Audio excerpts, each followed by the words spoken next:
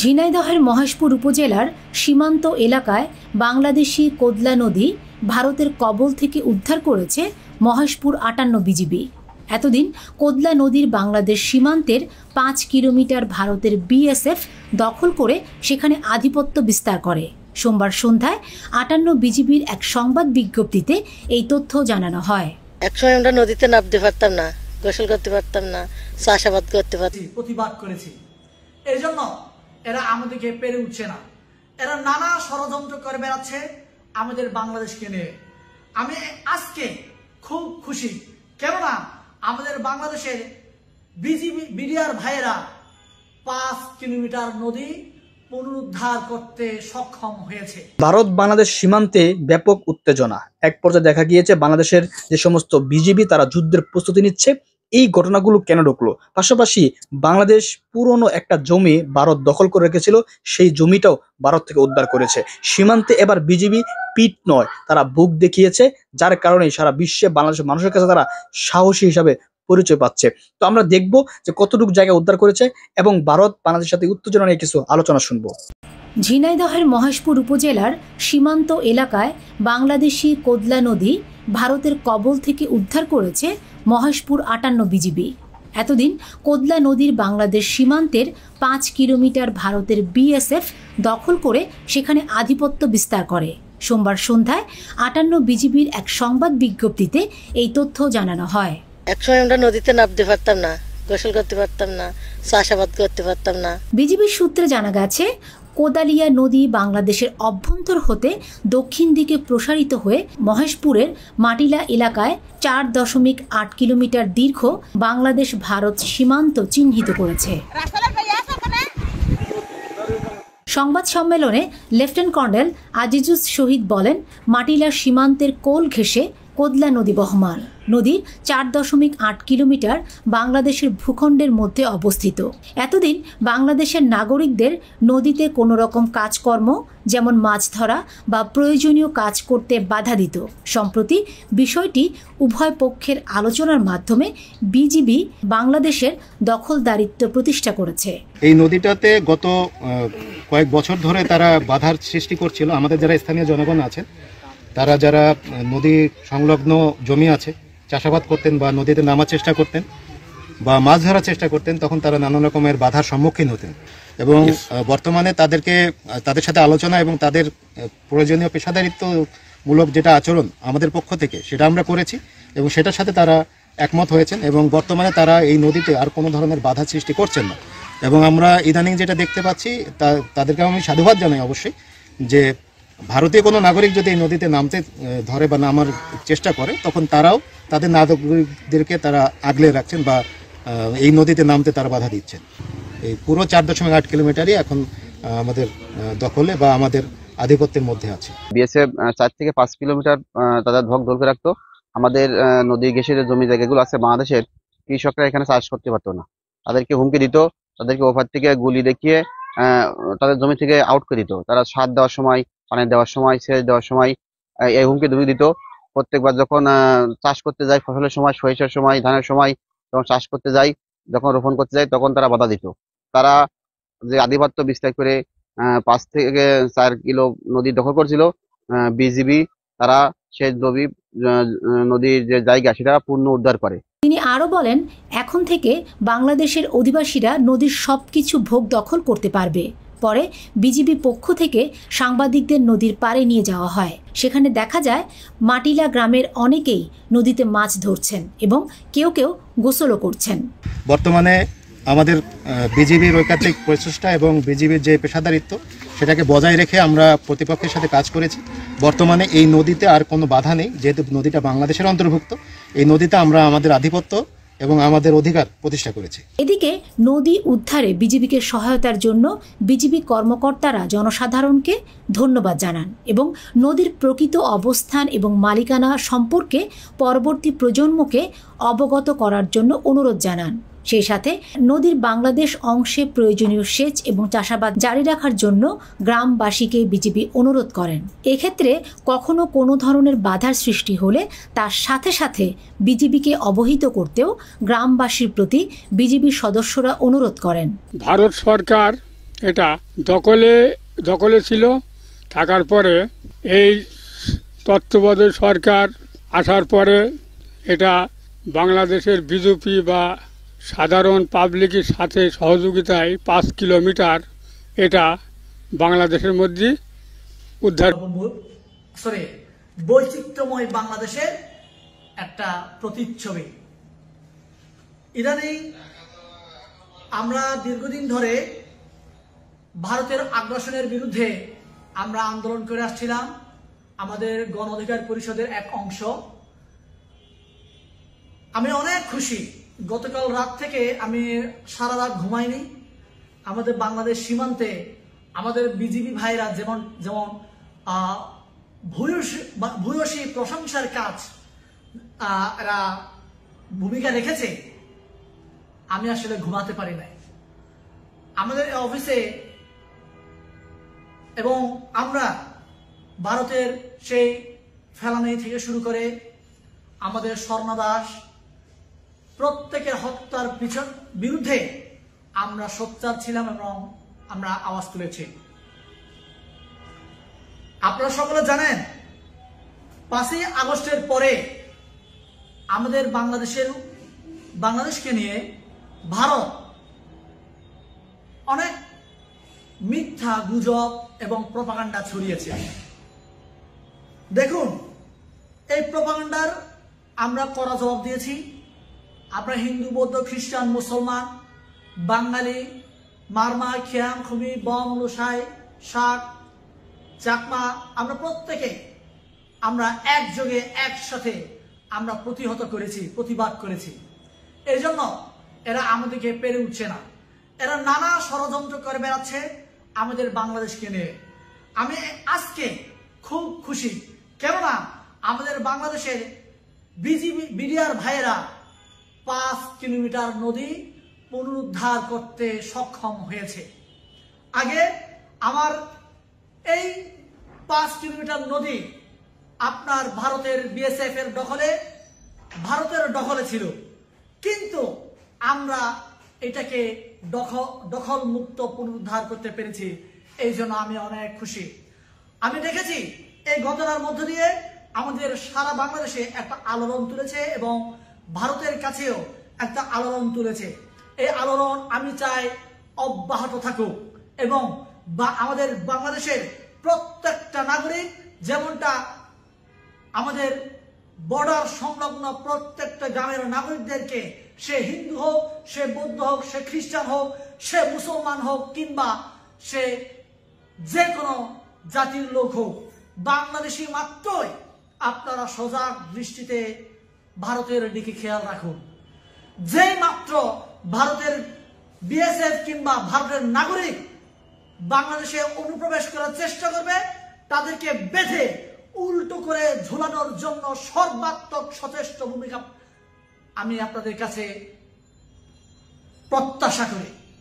আমি চাই যে আমার বিডিআর ভাইরা এবং আমার বাংলাদেশে যে ভাইরা, উত্তরবঙ্গে যে ভাইরা সোচ্চার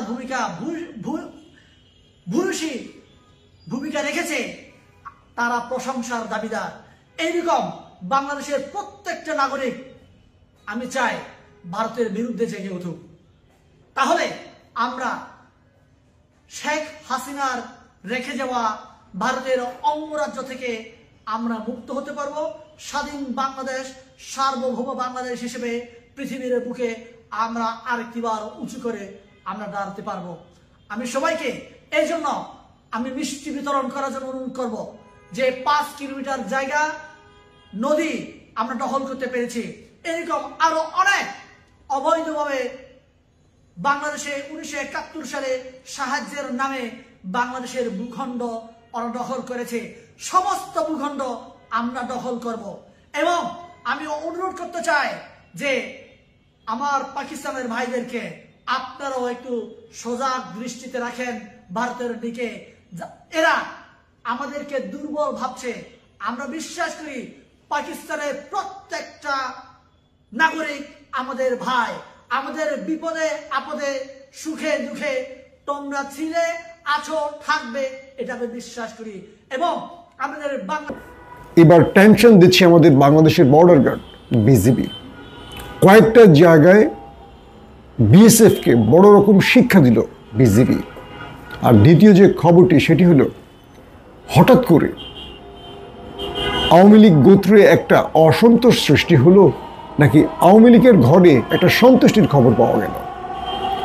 আওয়ামী লীগের মধ্যে প্রচার হচ্ছে যে দু নেত্রী এখন দেশের বাইরে, তার মানে বিএনপি কি মাইনাস হয়ে গেল খালেদা জিয়ার লন্ডন সফর দিয়ে, নাকি এই ব্যাপারেও বর্তমান সরকারের কেউ কোনো গ্রিন সিগন্যাল দিয়েছে। পাশাপাশি খালেদা জিয়া শেখ হাসিনাকে কিভাবে শিক্ষা দিল, এই ব্যাপারটিও আজকের আলোচনায় রাখব। দর্শক, প্রথমে আমরা বিএসএফ বিজিবিকে নিয়ে যে তথ্যগুলো পেয়েছি একটু দিতে চাই। প্রথম খবরটি আমরা দেখলাম গতকালকে ঝিনাইদহের মহেশপুরে কোতলা নদীকে ঘিরে স্বাধীনতা যুদ্ধের পর, অর্থাৎ ভারতের বিএসএফ বাংলাদেশের আন্তর্জাতিক আইন অনুযায়ী যে সীমান্ত অঞ্চলটি ছিল প্রায় 5 কিলোমিটার, তারা নিজেদের দখলে রেখেছিল।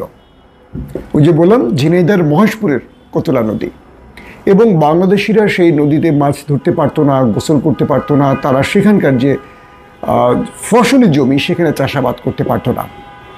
ভারতীয়রা তাদের বাধা দিত, আক্রমণ করত, এবং বাংলাদেশের ভূমি তারা দখলে রেখেছিল। এবং গতকালকে আমরা কি দেখলাম, আমাদের বিএসএফ মানে শেখ হাসিনা চলে যাওয়ার পর আমাদের বর্ডার গার্ডের যে মেরুদণ্ড ফিরে এসেছে তার একটা প্রমাণ দেখলাম। সেখানে বিএসএফকে উদম পিটিয়ে মাঠ ছাড়া করেছে, এবং সেই 5 কিলোমিটার অঞ্চল আবারও পুনরুদ্ধার করেছে আমাদের বিডিআরের ভাইরা বা বিজিবির ভাইরা। শুধু সেখানে নয়, ভারতের সঙ্গে বাংলাদেশের যে সীমান্ত অঞ্চল রয়েছে বিভিন্ন জায়গায় আমরা দেখতে পাচ্ছি যে কাঁটাতারের বেড়া নির্মাণের চেষ্টা করছে বিএসএফ, এবং সেখানে আমাদের বিজিবি ভাইরা বাধা সৃষ্টি করছে, এবং একটা পর্যায়ে তারা ব্যর্থ হয়ে পালিয়ে যাচ্ছে। এবং আজকের যে খবর, কয়েকটা জায়গায় অবৈধভাবে তারা কাঁটাতারের বেড়া তৈরি করতে গেছে বাংলাদেশের ভূমিতে ঢুকে। আন্তর্জাতিক যে নিয়ম রয়েছে, আইন কানুন রয়েছে, একেবারে তোয়াক্কা করছে না ভারতীয়রা, এবং সেখানে বিজিবি তাদের বাধা দিয়ে সেখান থেকে তাদেরকে তাড়িয়ে দিয়েছে। দুটো বিষয় খেয়াল করেন, শেখ হাসিনা যখন ক্ষমতায় ছিলেন প্রতিদিনই আমরা খবরে দেখতাম যে বাংলাদেশিদের হত্যা করছে, বিনিময়ে বাংলাদেশের বিজিবি সেখান থেকে আমাদের লাশ বুঝে নিয়ে আসছে। পতাকা বৈঠক মানে আমাদের লাশ বুঝে নেয়া। কখনো গত 15-18 বছরে আমরা দেখিনি আওয়ামী লীগ একটি প্রতিবাদ করেছে। উল্টো আওয়ামী লীগের নেতারা এমনও বলেছেন যে সেখানে যায় কেন আমাদের বাংলাদেশিরা। এবং ফেলানি হত্যা নিয়ে আমরা যে তথ্য রিপোর্ট পেয়েছি, বাংলাদেশ সরকারকে দেখিনি আজ পর্যন্ত ফেলানিকে নিয়ে একটা শক্ত প্রতিবাদ করতে। আর দেখেন 5 আগস্টের পর সে হিসেব নিকেশ পুরোপুরি পাল্টে গেছে। আমাদের প্রফেসর ইউনূস সরকার ক্ষমতায় আসার পর আমাদের বিজেপি সেই বিএসএফকে আর তোয়াক্কা করছে না, প্রত্যেকটা জায়গায় তাদের চোখে চোখ রেখে কথা বলছে। এবং এখন পর্যন্ত যতগুলো অ্যাটাক, পাল্টা অ্যাটাক বা যতগুলো উত্তেজনা, টেনশন তৈরি হয়েছে সীমান্তে, প্রত্যেকটা সফলভাবে বিজয় লাভ করেছে বাংলাদেশের বর্ডার গার্ড বাহিনী। তাহলে আমরা দুটো বিষয় ক্লিয়ার হলাম যে আমাদের বর্ডার গার্ডের শক্তি, সাহস সবই আছে, কিন্তু তাদেরকে কখনো কখনো ডোরা সাপ বা বিষবিহীন সাপে রূপ দেয় আমাদের সরকার। যেমন হাসিনার 15 বছরের দুঃশাসন আমলে ভারতীয়রা এককভাবে আমাদের উপর অত্যাচার করেছে, আর আমরা সেটা মাথা পেতে গ্রহণ করেছি। কিন্তু আজকে আমাদের সেই সাহসী বাহিনী বিজিবি, তারা বিএসএফকে বারবারই সীমান্তে শিক্ষা দিচ্ছে, এবং বিজিবির ভয় তারা পালিয়েছে। এমনও হয়েছে তারা অনুপ্রবেশের চেষ্টা করেছে, সেখানে তাড়িয়ে তাড়িয়ে তাদেরকে খুঁজে খুঁজে ধরে নিয়ে আসছে আমাদের বিজিবির ভাইরা। এভাবেই সীমান্ত এখন পাহারা দিচ্ছে আমাদের বিজিবির প্রিয় ভাইয়েরা।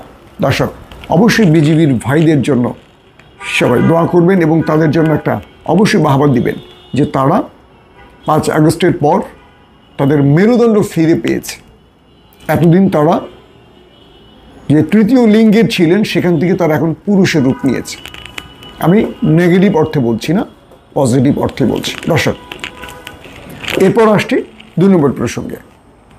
বেগম জিয়া এতদিন কেন বাংলাদেশ থেকে লন্ডন যাননি, এটা নিয়ে নানান রকম আলোচনা আসছে। একদম সঠিক কোন তথ্যটা রাইট এটা বলা মুশকিল। পর্দার অন্তরালে যে খবরগুলো ভাসে তার কিছুটা সত্য, কিছুটা মিথ্যে। অনেকেই বলছেন, যাদের সাথে নিয়মিত কথা হয় তারা বলছেন যে বেগম জিয়া দেশের বাইরে যাচ্ছেন না এই কারণে যে তারেক রহমান দেশের বাইরে আছেন, বেগম জিয়া দেশের বাইরে গেলে হয়তো তিনি আর আসতে পারবেন না, এবং বিএনপি মাইনাস। একদিকে আওয়ামী লীগ তো মাইনাস, এরপর বিএনপি মাইনাস। অনেকে বলছেন যে এই মুহূর্তে বেগম জিয়া দেশ ছেড়ে চলে গেলে বিএনপির জন্য খুব কঠিন মুহূর্ত নেমে আসবে। তো এরকম অনেক তথ্য বাজারে ভেসেছে। তো এই ব্যাপারে আমরা রাজনৈতিক মহল বলেন, ইন্টেলিজেন্স মহল বলেন, বিভিন্নভাবে তাদের সাথে আনঅফিসিয়াল কথা বলেছে। এবং আমি যেই তথ্য পেয়েছি, যেই তথ্যগুলো বা এই কথাগুলো যেগুলো বলা হচ্ছে, এগুলো আসলে ভিত্তিহীন খবর। ধরেন, বেগম জিয়া লন্ডনে যাবেন এমন একটি সিদ্ধান্ত আসার পর আমরা দেখলাম আমাদের সেনাপ্রধান ওয়াকারুজ্জামান সয়স্ত্রী বেগম জিয়ার সাথে দেখা করতে গুলশানে গেছেন এবং সেখানে কথা বলেছে। এখানেও একটি মহল বলছেন যে ওয়াকারুজ্জামান বেগম জিয়াকে আশ্বস্ত করতে গেছেন যে আপনি গেলে কোনো সমস্যা নেই, আপনি আবার ফিরে আসতে পারবেন, বা বিএনপিকে মাইনাস করা হচ্ছে না। কেউ কেউ বলছেন, কিন্তু আমার কাছে যে তথ্য আছে, না, ওয়াকারুজ্জামানের সাথে খালেদা জিয়ার এমন কোনো কথা হয়নি। তাদের মধ্যে অর্থাৎ ওয়াকারুজ্জামান খালেদা জিয়ার শারীরিক অবস্থার খোঁজখবর নিয়েছেন, যেহেতু তিনি লন্ডন চলেই যাবেন, তার সাথে কুশল বিনিময় করেছেন, তার স্বাস্থ্যের খবর নিয়েছেন, সব কিছু, এবং হয়তো বা রাষ্ট্রীয় কিছু ব্যাপারে তাদের আলোচনা হয়েছে। এখন আসেন, তো সেই খালেদা জিয়া অবশেষে গতকালকে লন্ডন গেলেন এবং তিনি পৌঁছিলেন। আমরা সোশ্যাল মিডিয়া দেখতে পেলাম যে মাকে পেয়ে তারেক রহমান কীভাবে কেঁদেছেন, হেসেছেন, বুকে জড়িয়ে নিয়েছেন, সব কিছু মিলে খালেদা জিয়া এই বয়সে এসে হাসলেন। 5 তারিখে খালেদা জিয়া, গত 18 বছরে খালেদা জিয়াকে আমরা 2 বার হাসতে দেখলাম, আর বাকিটা সময় তিনি লড়াই করেছেন আর কেঁদেছেন।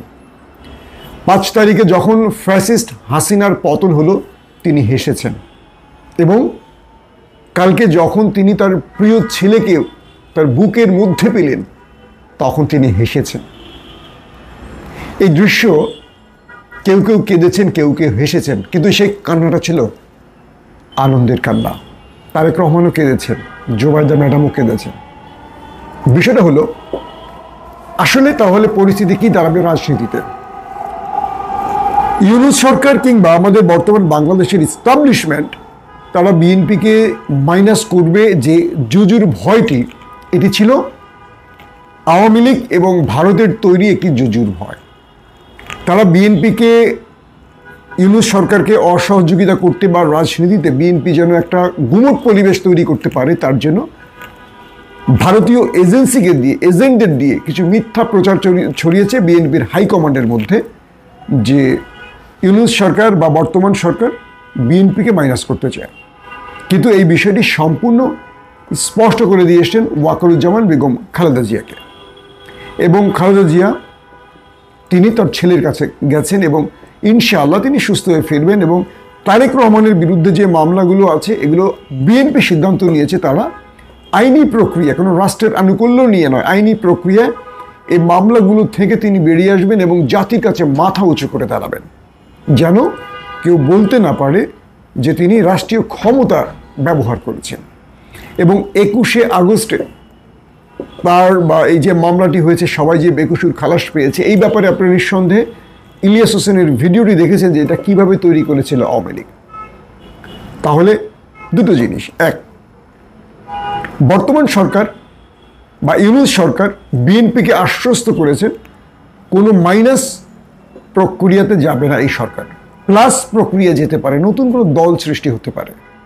কিন্তু বিএনপিকে মাইনাস করার যে ভয়টি এতদিন বিএনপির মধ্যে ঢুকে দিয়েছিল র কিংবা ইন্ডিয়া বা আওয়ামী লীগ, সেখান থেকে বিএনপি অবশেষে বেরিয়ে আসতে পেরেছে। এখন জানি না আমাদের যারা মানে ভারত ঘেঁষা বা ভারতের দালালি যারা করে বিএনপির মধ্যে, তারা কি সিদ্ধান্ত নেবে।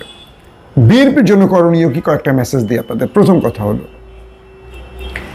বিএনপির সোশ্যাল অ্যাক্টিভিস্টদের মধ্যে একটা গ্রুপ আছে একটু মাথা মোটা কিসিমের, তারা নিজেকে অনেক বড় কিছু মনে করে, অনেক আইডেন্টি মানে তাদের আছে, বা তারা একটা সময় মনে করে সব উল্টে ফেলেছে। বিষয়গুলো এরকম না। দেখেন, আপনাকে রাজনীতির মঞ্চে অনেক রকম হিসেব নিকেশ করে এগুতে হবে, হিসেববিহীন রাজনীতি চলবে না। জামাত এই মুহূর্তে সবচেয়ে কোণঠাসা পজিশনে আছে। কারণটা কি? কারণ হলো জামাত এই আন্দোলনে কিন্তু গোপন থেকে নেতৃত্ব দিচ্ছে, এটা সত্য কথা। কিন্তু সবচেয়ে বড় দল হিসেবে বিএনপি আগামীতে ক্ষমতা আসবে, এটা মোটামুটি আমরা বলতে পারি যদি নির্বাচন হয়, এবং বিএনপি সেই পজিশনে আছে।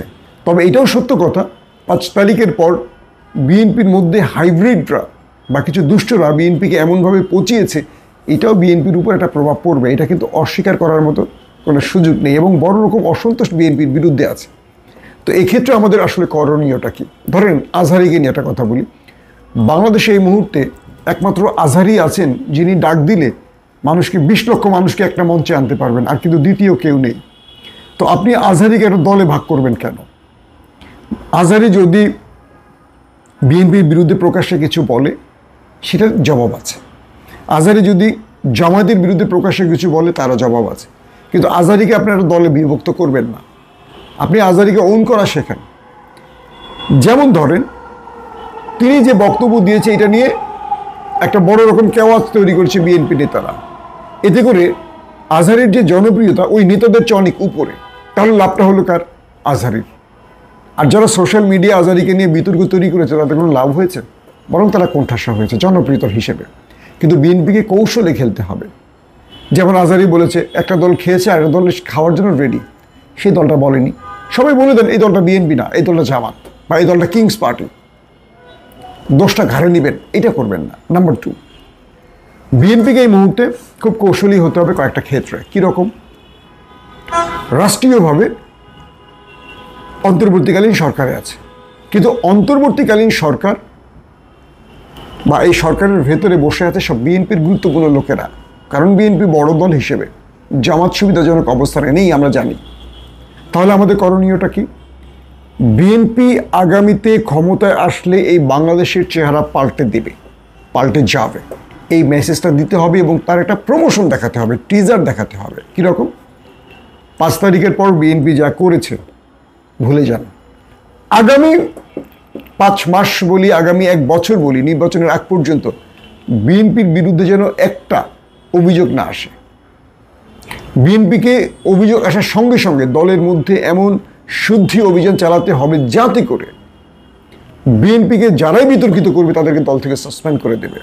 অনেকে এমন ভাষা দেয়, সেদিনও আমি দেখলাম আমাদের একজন ভালো টকার, তিনি সবসময় এই রাষ্ট্রের জন্য কথা বলেছেন, ডক্টর ফয়জুল হক, তার সঙ্গে কোনো এক আওয়ামী বিএনপি নেতা তাকে হুমকি দিচ্ছেন, তুই তোকারি করছেন।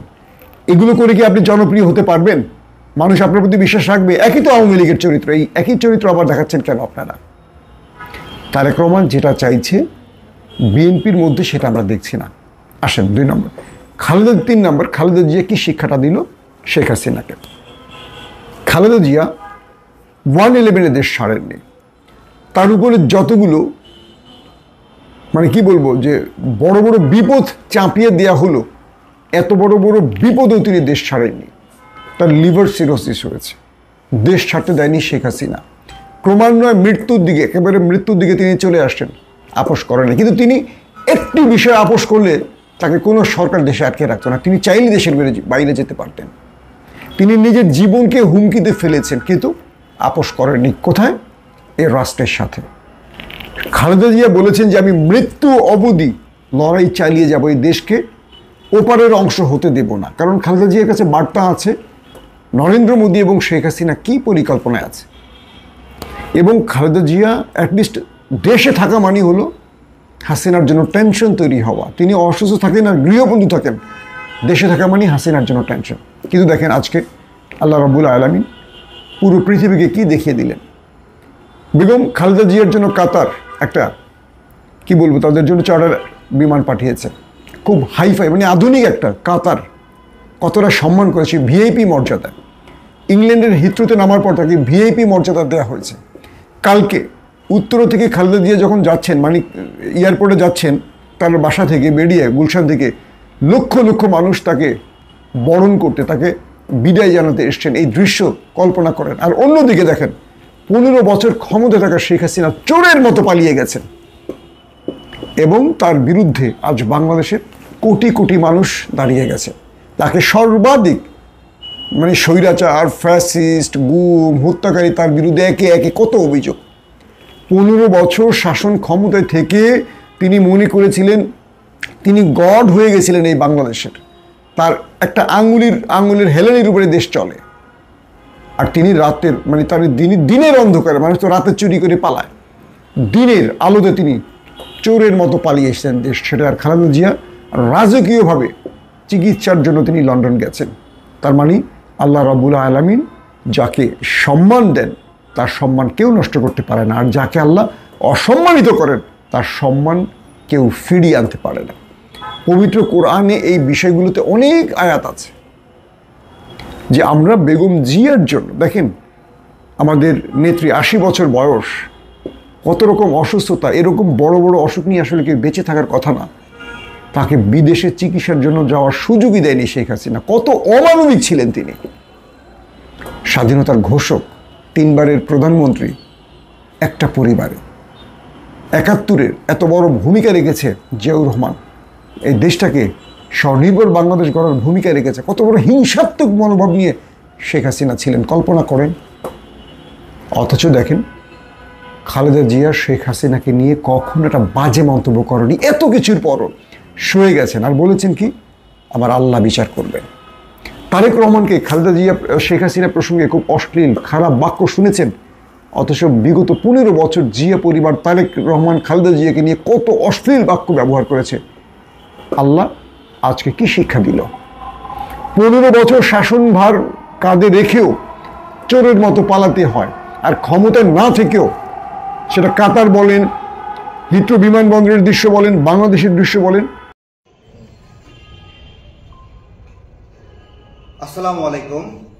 আজকে ফেলানি দিবসে সীমান্তে নাগরিক হত্যা নিয়ে আমরা কথা বলতে এখানে বসেছি। প্রিয় ভাইরা, আমরা যে সময় ভারতের আগ্রাসন বিরুদ্ধে লড়াই করছি সেই সময় অনেকে খিচমাইরা বসে আছে, অর্থাৎ আমরা আন্দোলন সংগ্রাম করলেও অনেক সংগঠনই কথা বলছে না। তো আমার কথা হলো, আমরা যারা কথা বলছি আমাদের বিরুদ্ধে ভারত ষড়যন্ত্র করছে, তাহলে যারা কথা বলছে না তাদের বিরুদ্ধে ভারত ষড়যন্ত্র করছে না, অর্থাৎ তারা বেটার এনভায়রনমেন্ট পাচ্ছে ভারত তাদের বিরুদ্ধে ষড়যন্ত্র না করার কারণে। তাহলে ভারতের আগ্রাসনের বিরুদ্ধে লড়াই করে আমরা শুধু একাই ক্ষতিগ্রস্ত হব, নাকি এমন উচিত ছিল যে আমরা সবাই মিলে এই সংকট মোকাবেলা করব? আপনাদের কাছে আমাদের জিজ্ঞাসা। সেই অনুধাবন থেকে আমরা বলছি যে এই বাংলাদেশে রাজনীতি করতে হলে এখন থেকে ভারতের আগ্রাসনের বিরুদ্ধে লড়াই করতে হবে সবাইকে। যারা ভারতের সাথে গোপন আপাত করবে, গোপন বন্ধুত্ব করবে, আমরা তাদেরকে ক্ষমতায় আসতে দেব না। আমরা যেভাবে পারি তাদেরকে ল্যাং মারব। বাংলা ভাষায় আমরা বললাম, আমরা ল্যাং মারব, যেতে দেব না। যারা এখনো পর্যন্ত ভারতীয় আগ্রাসনের বিরুদ্ধে কোনো সভা সেমিনার করেনি তাদের দলীয় ব্যানারে, তাদেরকে আমরা সতর্ক করছি যে আপনারা ঈমান আনেন, আপনাদের ঈমান ঠিক করেন। পুরা বাংলাদেশ প্রস্তুত হচ্ছে ভারতের আগ্রাসনের বিরুদ্ধে। আপনারা কখনো দেখেছেন যে ভারত সীমান্তে পিলার বসাতে চাইলে বিজিবিকে বাধা দিয়েছে? এখন দিচ্ছে, ভারতকে সে সুযোগ দিচ্ছে না। গত কয়েকদিন আগে একটি নদী উদ্ধারের ক্ষেত্রে আমাদের বিজিবি খুব সাহসী ভূমিকা পালন করেছে। এটা কেন হচ্ছে? কারণ আমরা আগ্রাসনের বিরুদ্ধে ঐক্যবদ্ধ হচ্ছি। এই সময়ে লুকায়ে লুকায়ে ভারতের সঙ্গে যোগাযোগ করবেন, এইটা আমরা মেনে নিতে পারি না। আমরা আজকে কথা বলছি সীমান্তে নাগরিক হত্যা বিষয়ে। ভারতের একজন প্রতিনিধি 2018 সালের দিকে এসে বলেছিল সীমান্তে অপরাধ কমান, সীমান্তে নাগরিক হত্যা নাকি বন্ধ হবে। প্রশ্ন হলো, সীমান্তে কেউ যদি অপরাধ করে সেই অপরাধের শাস্তি মৃত্যুদণ্ড, হত্যা। হ্যাঁ, সীমান্তে কেউ যদি জিরা কিনতে যায়, মশলা কিনতে যায়, পেঁয়াজ কিনতে যায় অথবা গরু কিনতে যায়, তাহলে এদের শাস্তি হত্যা, মৃত্যুদণ্ড। তাহলে যে কিনতে যাচ্ছে সে যদি অপরাধী হয়, ওই একই জায়গায় তো ভারতীয়রা বিক্রি করতে আসে, তারা অপরাধ করে না, তাদেরকে কেউ মারে না। আমরা এই জায়গাগুলো স্পষ্ট করছি। আমরা আইডেন্টিফাই করেছি গত কয়েক বছরে তারা প্রায় 27 জনের মতো শিশু হত্যা করেছে। শিশু হত্যা, সীমান্তে একজন শিশু সে নাকি ভারতীয় বিএসএফ কে আক্রমণ করতে গেছে এবং বিএসএফ নাকি আত্মরক্ষা করতে গিয়ে মানে এই শিশুদেরকে হত্যা করেছে। এই যে ফেলানি একজন কিশোরী, সে কি অস্ত্র নিয়ে বিএসএফ এর উপর হামলা করতে গেছিল যে বিএসএফ আত্মরক্ষার জন্য গুলি করে তাকে হত্যা করেছে, ঘন্টার পর ঘন্টা ঝুলায় রেখেছে? আজকে ফেলানি কিন্তু আমাদের বাংলাদেশে যত নাগরিক হত্যা হয়েছে সকল নাগরিকের প্রতিনিধি। আমরা বলছি ইউনূস স্যারকে মোটেই মোদী সরকার যদি মনে করে তার ক্যাটাগরি, তাহলে ভুল ভাববে। ইউনূস স্যারের কোয়ালিটি, যোগ্যতা, মেধা এবং বৈশ্বিক শক্তি মোদীর চেয়ে কমপক্ষে 100 গুণ বেশি এবং মোদীকে 100 বার জন্ম নিতে হবে ইউনূস সরকারের সমান হওয়ার জন্য। আপনারা কখনো দেখেছেন বিএসএফ খুঁটি বসানোর সময় বাংলাদেশের বিজিবিকে বাধা দেয় না, কিন্তু এখন দিচ্ছে। কেন দিচ্ছে? কারণ আমরা এরকম একটা পরিস্থিতি আমরা পেয়েছি। আমাদের এখানে অনেকে অনেক ধরনের বক্তব্য দিয়েছে, আমাদের সকল বক্তব্য সাংগঠনিক না। আমরা এখানে প্রোগ্রামটা করছি ভারতীয় বিএসএফ এর নৃশংস হত্যার প্রতিবাদে এবং আমরা আজকে একটি বার্তা দিচ্ছি। এই বার্তাটা দিয়েই আমরা শুরু করেছিলাম। আমরা যখন ভারতের আগ্রাসনের বিরুদ্ধে লড়াই করছি তখন ভারত আমাদের বিরুদ্ধে ষড়যন্ত্র করছে, আমাদেরকে বিভিন্নভাবে বাধাগ্রস্ত করছে, হুমকি দিচ্ছে এবং সামাজিকভাবে ভারতের নিয়ন্ত্রিত মিডিয়া সহ বিভিন্ন অবকাঠামো দিয়ে আমাদেরকে তারা বাধাগ্রস্ত করছে। এরকম পরিস্থিতিতে অনেকে আবার ভারতের প্রতি নতজানু আচরণ করে তাদের কাছ থেকে সুবিধা নিচ্ছে। তাহলে কি আমরা আমাদের এই লড়াইয়ে পিছিয়ে যাচ্ছি? যেহেতু আমরা এই ধরনের বাধাগ্রস্ত হচ্ছি, তাই আমরা ভারতের সাথে যে শত্রু মনোভাব সম্পন্ন আচরণ করছি, ভারতের প্রতি যারা নতজানু আচরণ করছে, ভারতের সঙ্গে যারা ব্যালেন্স করে চলছে, তাদেরকেও আমি বলছি আমরা ক্ষতিগ্রস্ত হব আর আপনারা আরামে আরামে ক্ষমতায় যাবেন, ক্ষমতার ভাগ নেবেন, এইসব চিন্তা ভাবনা করতে পারবেন না। আমরা উঠতে বসতে আপনাদেরকে ল্যাং মারব, এটা আজকে আমরা এখান থেকে বলে দিচ্ছি আমাদের এই ছোট্ট ফোরাম থেকে। এবং আপনারা আমাদের বাধার কি জিনিস, এটা যারা এই ভারতের আগ্রাসন বিরোধী লড়াইয়ের 1টা বছর ধরে আমাদের লড়াই চলছে, এই লড়াইয়ের মধ্যে একটা প্রোগ্রামও করেননি নিজ দলের নামে। সীমান্তে নাগরিক হত্যার বিরুদ্ধে, ভারতের আগ্রাসনের বিরুদ্ধে, ভারতের ছেড়ে যাওয়া বন্যার বিরুদ্ধে একটা প্রোগ্রামও করেননি। তাদেরকে আমরা বলছি আপনারা নিজেদেরকে এই কাতারে আনছেন যে আপনারা ভারতের সাথে একটা সমঝোতাপূর্ণ সম্পর্ক নিয়ে গেছেন। আপনার সমঝোতা কোন জায়গায় আমরা পৌঁছায় দেব এখন থেকে আমরা নির্ণয় করা শুরু করছি। আপনারা সহজে পাবেন না, ভারতের সাথে দালালি করে কেউ ক্ষমতা যেতে পারবে না। আমরা সর্বোচ্চ রকমের বাধা দেব, সর্বোচ্চ রকমের বাধা দেব। হ্যাঁ, ভালো ভালো সুন্দর সুন্দর কথা আমরা শুনতে চাই না। স্পষ্ট হিসাব, আজকের বার্তা স্পষ্ট যে আমরা ভারতের সঙ্গে যারা বন্ধুত্ব করছে তাদেরকে সব ধরনের বাধাগ্রস্ত করব। এবং আমি ইউনূস স্যারের সরকারকে আজকের এই ফোরাম থেকে বলবো, আপনারা যে কটা হত্যাকাণ্ড হয়েছে, কোন এলাকায় হত্যাকাণ্ডটা হয়েছে, সেই এলাকায় ওই সময়ে বিএসএফ এর কে দায়িত্ব ছিল, কোন কোন ট্রুপ ছিল, কোন কোন স্টাফরা ছিল, সেটা দিয়ে নির্ণয় করা যায় যে বিএসএফ এর সম্ভাব্য খুনি কারা ওই সীমান্তে। আপনারা তাদের বিরুদ্ধে আন্তর্জাতিক মামলা করা শুরু করে দেন, আমরা আপনাদের পাশে থাকবো, সঙ্গে থাকবো। এটা যদি না করেন তাহলে বলবো যে আপনারাও নতজানু বা নমনীয় আচরণ করছেন। এটা করতে হবে তো, আমার নাগরিকদেরকে বাঁচানোর জন্য আমাদেরকে পলিসি নিতে হবে। শুধু তাই না, এইখানে যখনই আমাদের সীমান্তের ভারতীয়রা আমাদের নাগরিককে হত্যা করবে, সঙ্গে সঙ্গে কমপক্ষে 1-150 ভারত থেকে গ্রেফতার করবেন যারা অবৈধ। এটা একটা পলিসি আসতে হবে। আপনি ছেড়ে দেবেন, গ্রেফতার করতে হবে, ভারতের দূতাবাসের রাষ্ট্রদূত যে আছে তাকে ধরে নিয়ে আসতে হবে, হাঁটু গেড়ে বসাইতে হবে। এখন তো আর চুপ করে থাকার সময় না। শুধু তাই নয়, যারা সীমান্তে নাগরিক হিসেবে হত্যাকাণ্ডের শিকার হয়েছে, তারা এক ধরনের শহীদ, ক্ষতিপূরণ দেওয়ার ব্যবস্থা করতে হবে।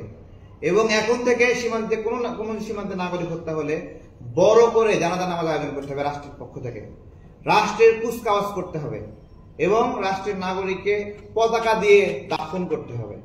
এই কাজগুলো রাষ্ট্রের। আমরা এরকম দেখতে চাই না যে সীমান্তে একজন নাগরিক হত্যা হয়েছে, পুলিশ তড়িঘড়ি করে তাকে মাটি চাপা দেবে। এই রকম শেখ হাসিনার সময়ের নিয়ম আর দেখতে চাই না। আমরা সীমান্তে নাগরিক হত্যার বিষয়ে আরো শক্ত পদক্ষেপ চাই। একটা লাশ যদি পড়ে বাংলাদেশের নাগরিকের, আপনারা এই হত্যাকাণ্ড বন্ধ করার মহৎ উদ্দেশ্যে 2 জন ইন্ডিয়ান বিএসএফ কে আপনারা হত্যা করবেন। যদি বিএসএফ না পান, অন্তত কিছু ইন্ডিয়ান নাগরিককে আপনারা এখানে ধরবেন, ধইরা অবৈধ ভাবে অনুপ্রবেশ করেছে, বিভিন্ন ধরনের মামলা দেওয়া যায়, এ সকল মামলা দিয়ে 10 বছর 5 বছরের জন্য একবারে জেল লিখে দিবেন। আমরা কিছুই না করতে করতে আমাদের জেলেদেরকে আমাদের সীমান্তের ভিতরে ঢুকে সেখান থেকে ধরে নিয়ে যায়। চিন্তা করা যায় আমার নেভি কি করে। আমরা সব জায়গায় শক্ত প্রতিরক্ষা দেখতে চাই, এবং আমরা নাগরিকরা যদি প্রয়োজন মনে করেন আমাদের আধা সামরিক প্রশিক্ষণ প্রয়োজন, আমরা এর জন্য প্রস্তুত আছি, আমরা প্রশিক্ষিত হব। আমাদের বিএনসিসি আছে, আমাদের ক্যাডেট আছে। এই বিএনসিসি এবং ক্যাডেটকে আপনারা সরাসরি আধা সামরিক প্রশিক্ষণ দিয়ে দেন, এবং জায়গায় জায়গায় প্রত্যেকটা স্কুল কলেজে যেখানে আছে বিএনসিসির আপনার হলো ওই লেফট লাইট এই প্রশিক্ষণ না, 2-1টা গুলি চালাতে পারবে, তারা প্রতিরক্ষা করতে পারবে, 2-1জনকে প্রতিহত করতে পারবে। আমাদের বিএনসিসি ন্যাশনাল ক্যাডেট কোর যেটা আছে, এটাকে আমাদের শিক্ষার্থীদেরকে এইভাবে প্রশিক্ষণ দেন, এবং তারা যে কোনো সময়ের জন্য রিজার্ভ ফোর্স হিসেবে থাকবে। তাদেরকে সেনাবাহিনীতে যোগ দেওয়ার ক্ষেত্রে অগ্রাধিকার দেওয়া হবে, আইএসএসপিতে অগ্রাধিকার দেওয়া হবে, নৌবাহিনীতে অগ্রাধিকার দিতে হবে। এই আধা সামরিক প্রশিক্ষণ যারা নেবে, এবং তাদেরকে একটা সীমিত পরিসরে ভাতার ব্যবস্থা করতে হবে, যাতে করে তারা মাঝে মাঝে বছরে একবার হোক এই কুচকাওয়াজে এই প্রশিক্ষণে এসে অংশ নেবে। এইভাবে একটা শক্তিশালী জাতি গঠনের মধ্য দিয়ে কেবলমাত্র আমরা পারি ভারতের আগ্রাসন থেকে বাঁচতে। আমাদের চতুর্দিক থেকে ঘিরে রেখেছে ভারত নামে একটা দেশ। সুতরাং আমরা যদি আমাদের প্রতিরক্ষা শক্তিশালী না করি, এখানে তুরস্ক রয়েছে, পাকিস্তান রয়েছে, ইসলামিক দেশগুলো রয়েছে। পাকিস্তান একটি দেশ, একমাত্র মুসলিম দেশে পারমাণবিক অস্ত্র রয়েছে। কেবলমাত্র ভারতের পারমাণবিক শক্তি আমাদের যখন হুমকি দেবে, পাকিস্তান নামের দেশটি আমাদের একমাত্র বন্ধুর জায়গায় আসতে পারে মুসলিম ভাই হিসেবে। সেই জায়গা থেকে এইটাও বিবেচনা করতে হবে কিভাবে পারমাণবিক প্রযুক্তি শেয়ারিং এর মাধ্যমে। দর্শক, আলোচনা শুনেছেন এবং দেখেছেন কতটুকু জায়গা ভারত থেকে বাংলাদেশের বিজিবি উদ্ধার করেছে। এটা একটা ঐতিহাসিক ঘটনা। এটা একটা বিজিবির যে সমস্ত সদস্যরা রয়েছেন তারা প্রশংসা পাওয়ার যোগ্য। পাশাপাশি এখানে বিজিবি কয়েকজন নেতা রয়েছিলেন, তারা কিন্তু খুব ভালোভাবে ভারতের সাথে ডিল করেছেন এবং তারা কোনো প্রকার ছাড় দেননি, বরং আমরা যে একটা স্বাধীন রাষ্ট্র সেটা তারা হয়তোবা এই 53 বছরে এবার হয়তো তারা বুঝিয়ে দিতে সক্ষম হয়েছে। এবং বাংলাদেশের মানুষ যে ভারতের সাথে যুদ্ধ করতে প্রস্তুত, সেখানকার স্থানীয় জনগণ এটা তারা বুঝিয়ে দিয়েছে। দর্শক, আলোচনা শুনেছেন, শুনে কেমন লাগলো অবশ্যই মন্তব্য করবেন।